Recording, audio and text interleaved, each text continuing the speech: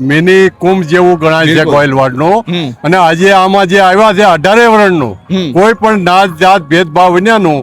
અને આજે પેલા કેમ રજવાડામાં હતા સમાન હક, એ રીતે દરેક કોમ ભાઈએ ભાઈ ખંભે ખંભો મિલાઈને આ કાર્ય કર્યા છે. એટલે જ આવું દીપી ઉઠે, કોઈ એક વ્યક્તિનું નથી. આજે દરેકે સાથ ભાઈએ ભાઈ જે આપણું લોહી બનાવનાર ભગવાન છે, એ નાતે આપણે દરેક જે છે એ ભાઈ જ કહેવાય. અને એ સમજણ આવે. શા માટે લાખો લોકો અહીં દોડીને આવી રહ્યા છે? શું એવું કારણ લાગે? આજે જે આ મૂર્તિ હતી શ્યામ, જયારે અર્જુન ને જયારે વિયોગ થયો ને એમ થયો કે હું ભગવાનને કે તમે નહીં રહ્યો, કે જ્યારે પણ કોઈ પણ આપત્તિ કાંઈ પણ મને યાદ કરો ત્યારે હું સાક્ષાત હાજર જ.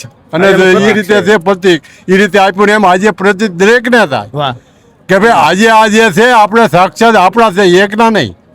આજે ઈષ્ટદેવ તરીકે જે ગણો અને જગત ગુરુ કહેવાય છે. અને આ વિચારો હોય તો આજે સાક્ષાત અહીંયા દર્શન થાય છે ભગવાનના, એ પ્રતિક રૂપ.